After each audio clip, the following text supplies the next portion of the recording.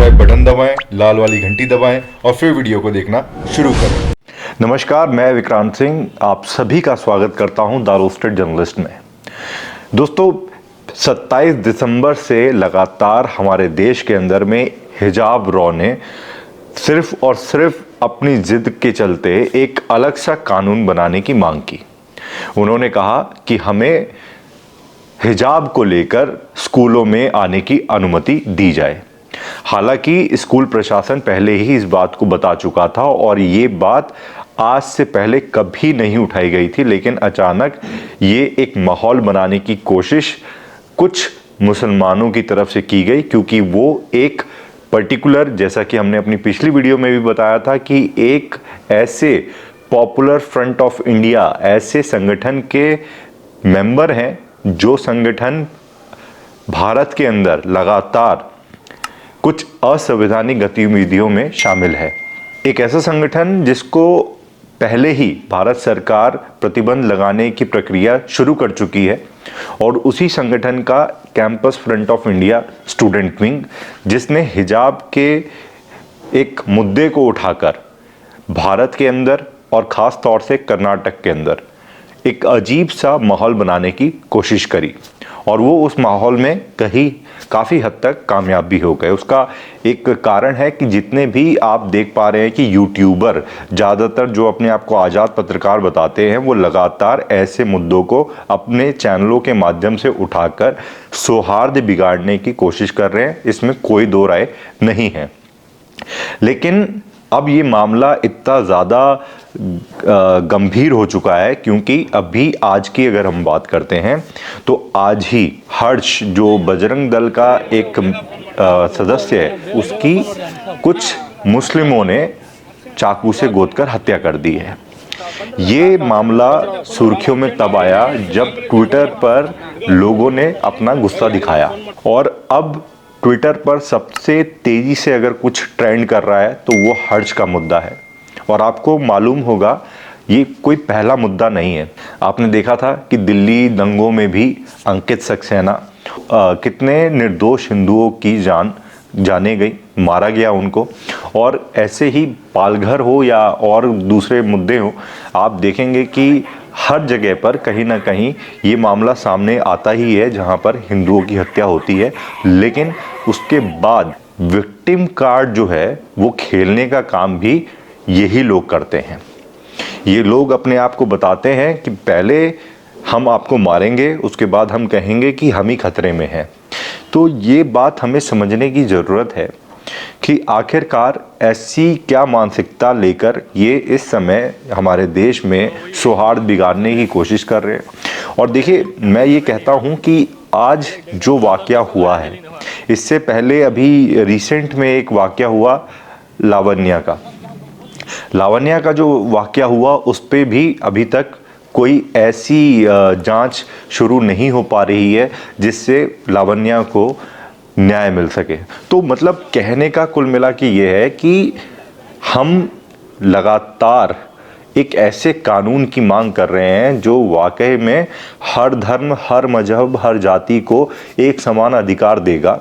लेकिन दिक्कत ये हो रही है कि कुछ वर्ग और कुछ समुदाय अपने आप को विक्टिम बताकर लगातार देश के अंदर में मनमाने कानून बनाने की जिद करे बैठा है।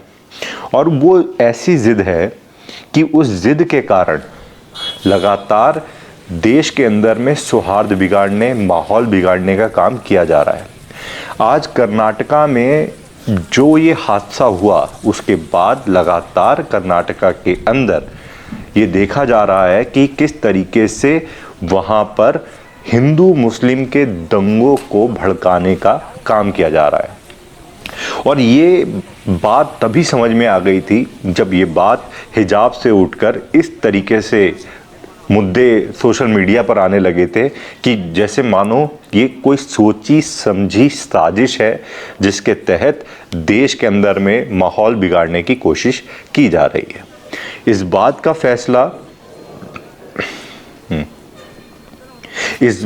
का संकेत कई वरिष्ठ अधिकारी और कई बुद्धिजीवी भी दे चुके हैं कि ये कुछ लोग हैं ऐसे जो लगातार देश के अंदर में सौहार्द बिगाड़ने की कोशिश कर रहे हैं।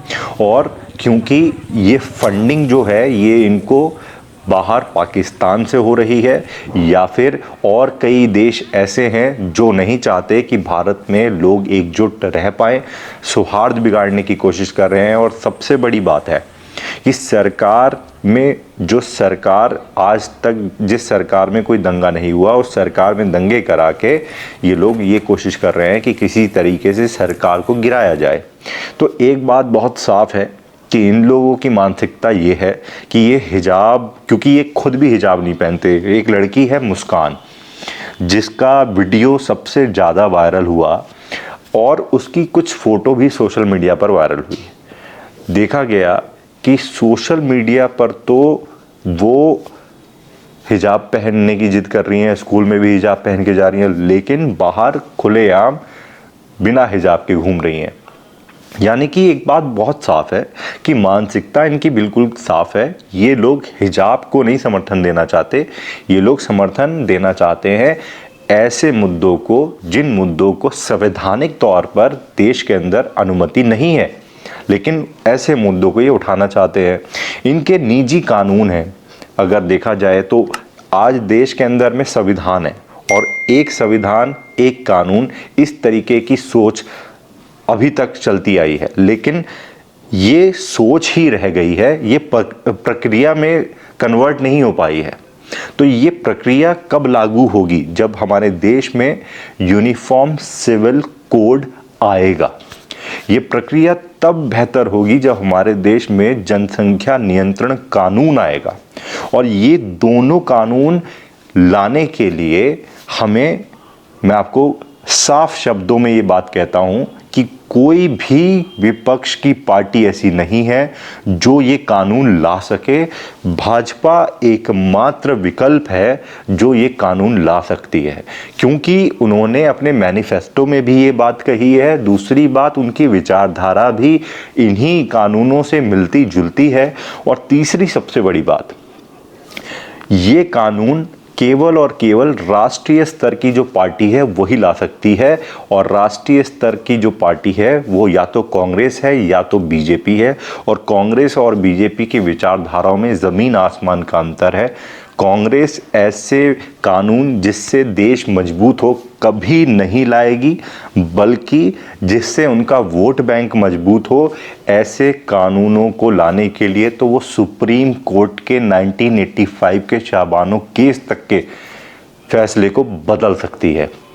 तो ये है कांग्रेस सरकार। तो अगर मैं आज देख रहा हूं कि कई लोगों ने ट्रेंड चलाया हुआ है हिंदू लाइव्स मैटर, कई लोगों ने ट्रेंड चलाया हुआ है justice for Lavanya, justice for Harsh, लेकिन ये जो जस्टिस हमें चाहिए, इस जस्टिस के लिए हमें सरकार को मजबूत करना पड़ेगा ताकि ज़्यादा से ज़्यादा संख्या में लोकसभा मेंबर, राज्यसभा मेंबर, विधानसभा में एमएलए जो विधानसभा में कानून पास करते हैं वो कानून पास कर सकें। और हमें इस वक्त सबसे ज़्यादा जो मांग करने की ज़रूरत है वो है यूनिफॉर्म सिविल कोड और पॉपुलेशन कंट्रोल लॉ, जिसके लिए कई बड़े सीनियर अधिवक्ता, सुप्रीम कोर्ट के सीनियर वकील जो हैं इस समय अपनी आवाज़ बुलंद कर रहे हैं। जैसे मैं अगर बताऊं, अश्वनी उपाध्याय जी हैं, अश्वनी दुबे जी हैं, ये कुछ ऐसे सीनियर एडवोकेट हैं जो लगातार अपनी आवाज़ यूनिफॉर्म सिविल कोड के लिए उठा रहे हैं।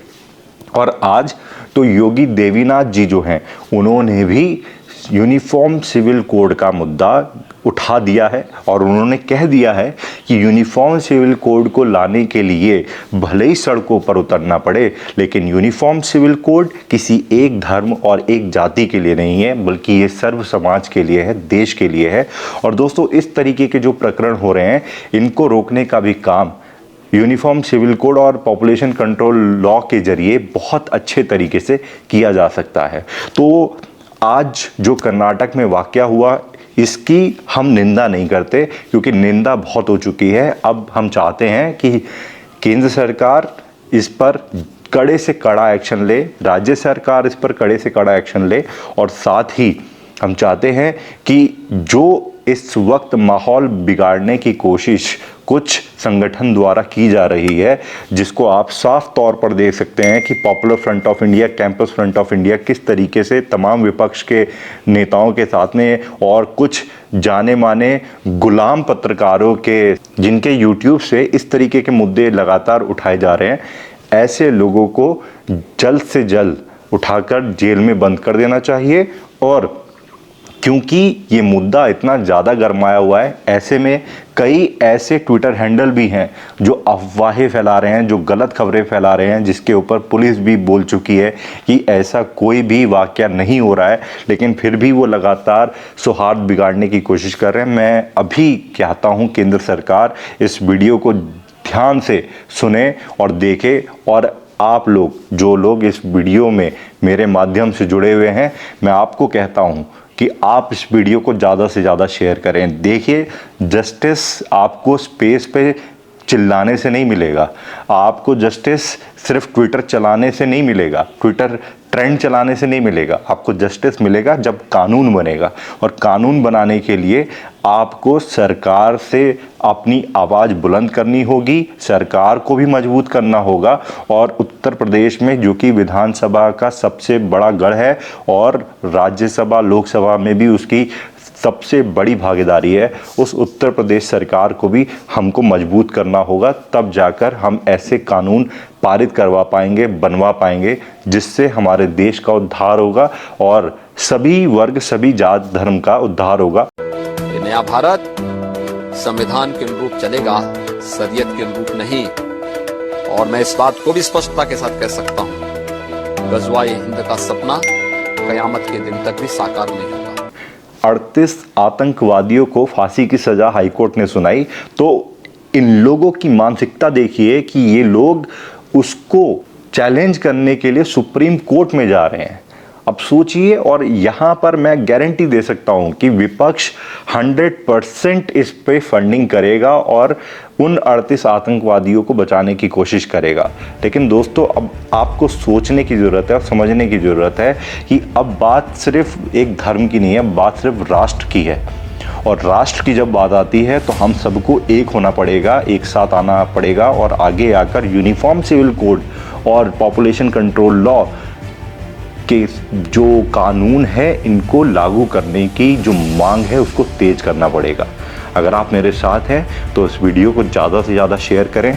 कमेंट में आप बताएं कि आप क्या यूनिफॉर्म सिविल कोड को लागू नहीं होते देखना चाहते, पॉपुलेशन कंट्रोल लॉ को लागू नहीं होने देना चाहते। अगर आपका विचार ये कहता है कि नहीं, ऐसे कानून देश में नहीं आने चाहिए, तो भी आप मुझे कमेंट बॉक्स में बताएं। लेकिन मैं आपको चैलेंज करता हूं कि यही कानून हैं जो हमारे देश के हाल को सुधारेंगे, जिनकी ये जो जिद है, जो सिर्फ और सिर्फ देश के अंदर सौहार्द बिगाड़ने के लिए की जा रही है।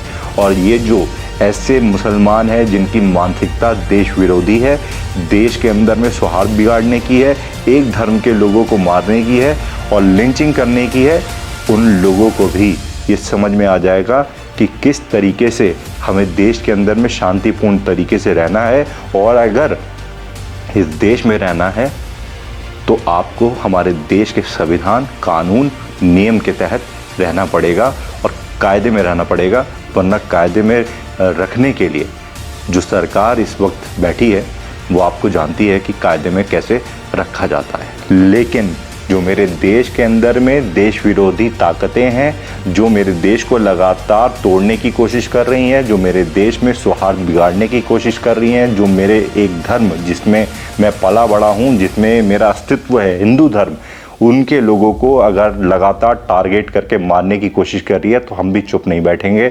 हम संवैधानिक तौर पर ये कार्रवाई करने के लिए सड़कों पर भी उतरेंगे। और सबसे बड़ी बात, हम सब काम संवैधानिक रूप से करेंगे। इसी विचार के साथ मैं आपसे यहाँ पे इजाज़त लेता हूँ।